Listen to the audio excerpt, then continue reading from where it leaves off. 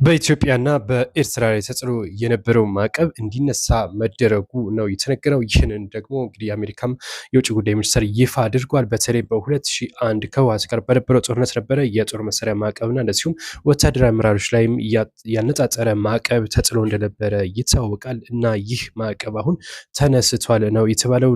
ይሄ እንዲነሳም የሆነው የሁለቱ የውጭ ጉዳይ ሚኒስትሮች ከአሜሪካ ጋር በነበረ ውይይት አድርገው የተለያዩ ስምምነቶችን ተፈራርመዋል። የኢትዮጵያ የኤርትራ ማለት ነው።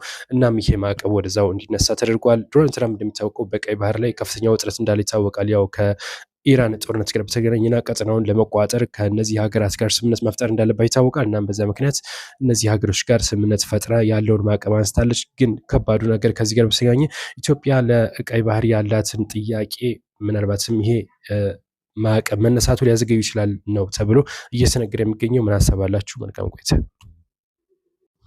የአሜሪካው ፕሬዝዳንት ዶናልድ ትራምፕ ኢራን የኒውክሌር ፕሮግራሟን ለ20 ዓመታት ያክል የምታቆም ከሆነ ምንም አይነት ችግር እንደሌለባቸውና የሚያቀርቡትን ሁሉ እንደሚቀበሉ ጭምር ይፋ አድርገዋል። 20 ዓመታት ያክል ምንም አይነት የኒውክሌር ፕሮግራም ማይኖራት ከሆነ ማለት ነው። ይሄ ከሆነ ግን ጦራቸውን ወደኋላ እንደሚመልሱና ምንም አይነት እዛ አካባቢ የጦር እንቅስቃሴ እንደማያደርጉ፣ ሆርሙዝ ሰርጥም ክፍት እንዲሆን እንደሚፈልጉ ጭምር ገልጸዋል። ይህ ይሳካል አይሳካም እናይ ነው።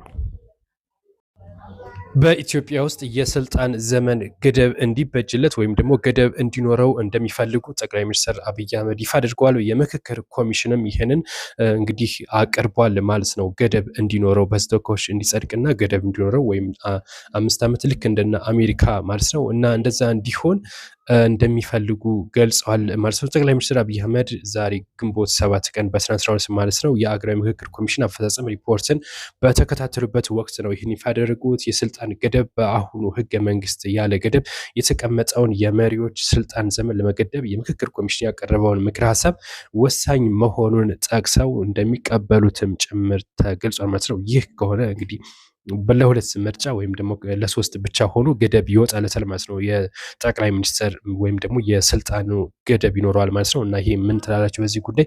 ይሄ ይበል የሚያሰኝ ነው፣ መሆንም አለበት። በኢትዮጵያ ውስጥ ግዴታ ነው። መልካም ቆይታ። እጅግ አሳዛኝ መረጃ ተሰምቷል። በስራ ላይ እያለ ህይወቱ አልፏል ነው የተባለው። እንደምትመለከቱት በምስሉ ላይ ማለት ነው እንግዲህ ይህ ግለሰብ ነው በድንገት ህይወቱ ያለፈው። በቆሎ ኮትኳቶ እንግዲህ ወይም ደግሞ በቀን ሰራተኝነት ነበረ የሄደው ለስራ ማለት ነው። ነገር ግን ምሳ ሰዓት እንግዲህ ምሳ ተወስዶለት ምሳውን ሳይበላውም እዛው ነው እንደተቀመጠ ህይወቱ ያለፈው ማለት ነው። ብዙዎችን ያሳዘነ ጉዳዩ እንደምትመለከቱት ማለት ነው። እንግዲህ በጣም አሳዛኝ ነው። ከእንደዚህ ያለ ነገር ፈጣሪ ይጠብቀን ነው የሚባለው። መልካም ቆይታ። በደብረ ማርቆስ ለመጀመሪያ ጊዜ ሙከራ ተደርጓል። የበረራ ሙከራ ማለት ነው። ኤርፖርቱ ስራ መጀመሩም እንደዚሁ ይፋ ተደርጓል። የመጀመሪያ ሙከራውን በተሳካ ሁኔታ አገልግሎት መስጠት መቻሉም ጭምር ነው የተነገረው። በዚህም እንግዲህ የክልል ባለስልጣናት የፌዴራልና እንደዚሁም የተለያዩ እንግዶች በዛ መተው የመጀመሪያ ሙከራ ተደርጎለታል ለአየር ማረፊያው ማለት ነው። እንግዲህ በቅርብ ጊዜ ወደዛ ይህንን ጉዞ መጀመሩ ለአካባቢ ማህበረሰብ ትልቅ አቅም ይፈጥራል ተብሎ ታስቧል።